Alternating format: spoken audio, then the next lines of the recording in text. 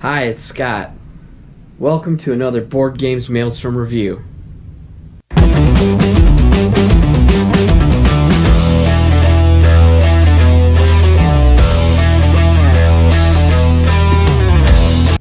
Alright, today we're going to take a look at our Archmage Origins.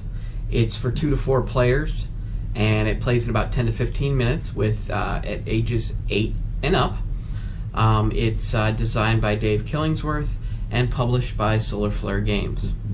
In Archmage Origins, it's a memory type game where you also try to control the most monsters and end up with the most points at the end of the game.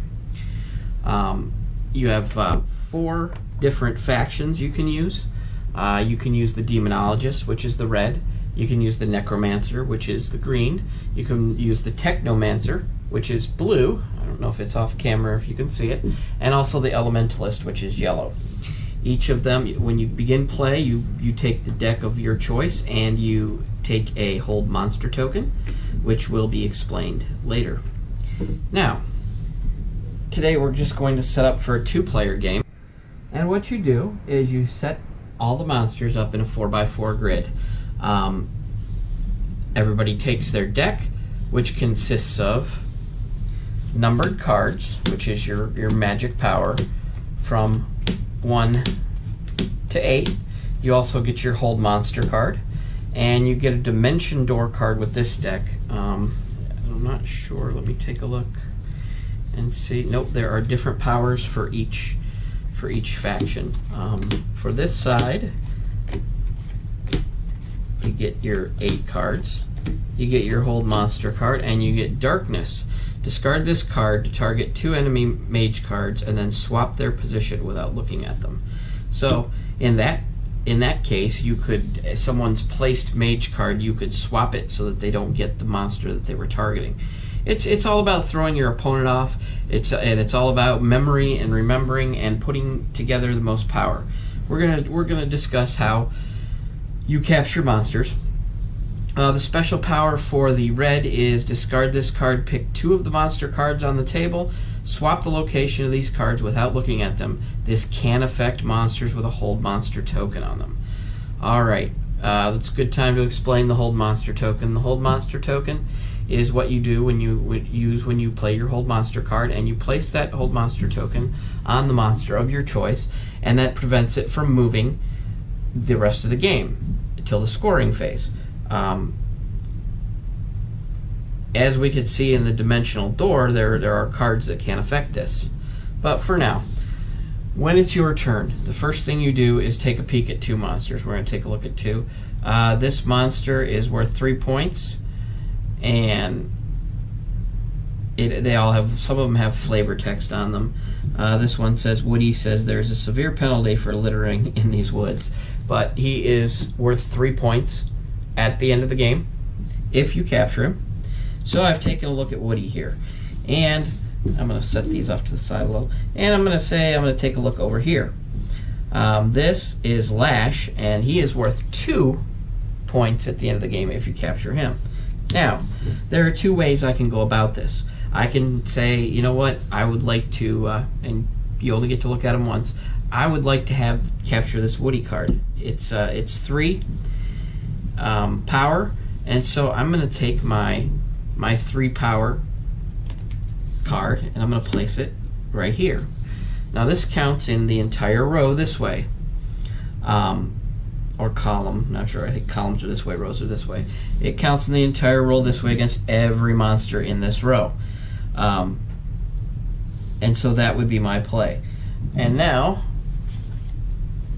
next, the Necromancer takes a look at 2 cards. Now, he's a little bit limited. He can only look at 1 of the possible 2 cards that I looked at. So he can only look at this one or this one. But he can't look at both. He can't look at the same one. So let's just say he's going to take a look at 2 different cards. This one is a power 4, and this is Lasau. And Lasau can only be captured if the winning mage's mystical power is at least 2 points higher than the next closest power total. So he's worth 4. And I would put him down, and then I'd maybe come up in the corner and take a look at this one. This is power 2, and this is -1 to the value of this minion if captured by the Demonologist. So this is a card that the Demonologist, this is a card that the Demonologist does not want. So that might be a good way to use your hold monster card for evil to make sure that that card gets put into the Demonologist's highest row.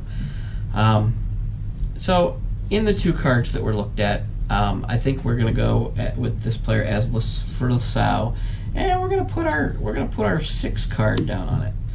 Now, this would continue back and forth. Each of you looking at cards, and we're just going to put these around the edge.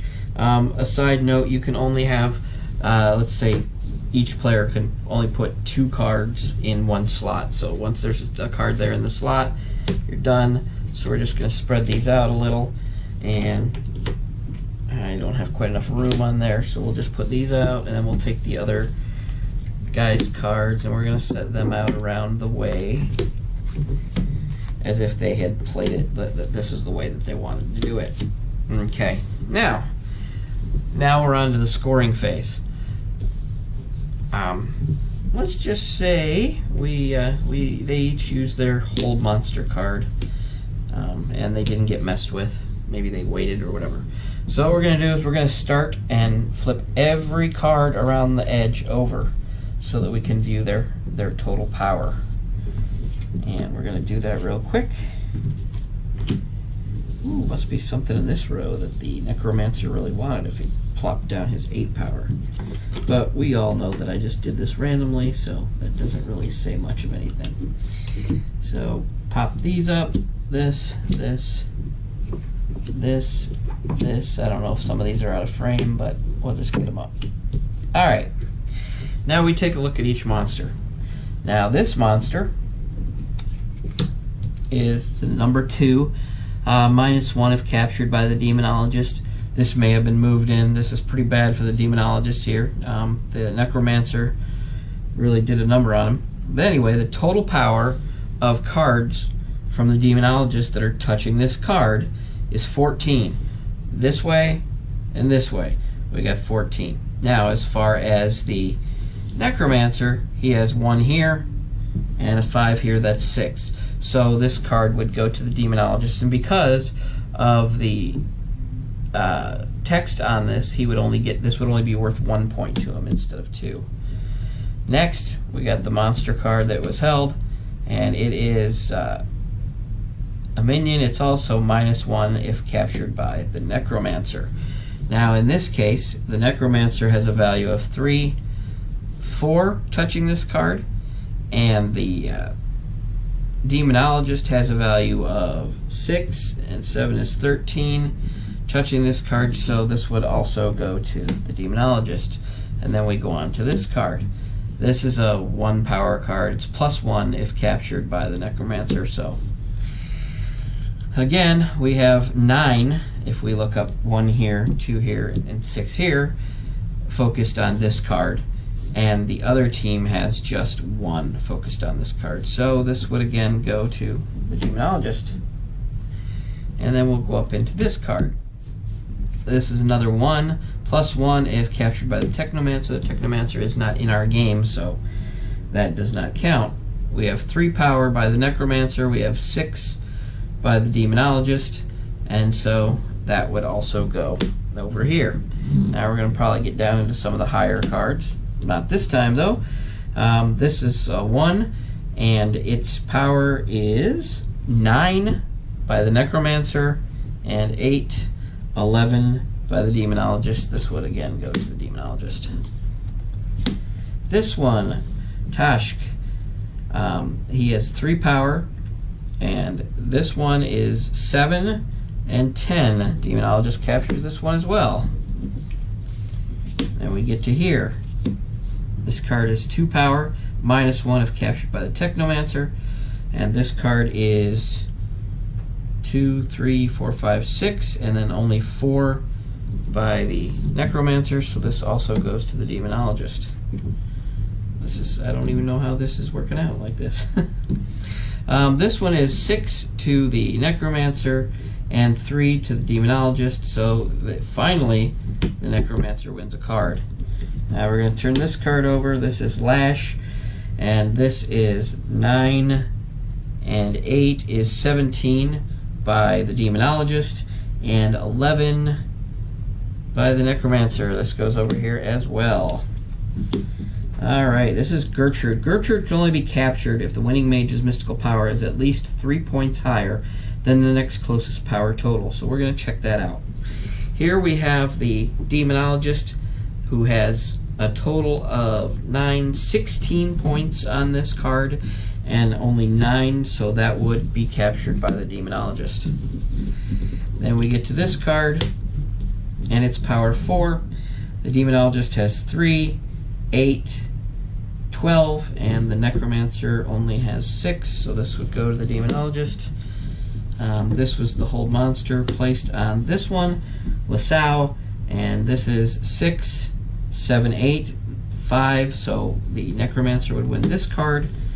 And we're getting down into the bottom row where we have 3 on Datruk, and he is 13 and 20 by the Necromancer to 8 by the Demonologist. This would go to the Necromancer. This one is 2, -1 if captured by the Elementalist, and we do not have that one in the game. And this is 15 by the Necromancer, 18 by the Necromancer, 7 by the Demonologist. That goes over here. And then we have +1 if this minion is captured by the Demonologist, because he's a little demon.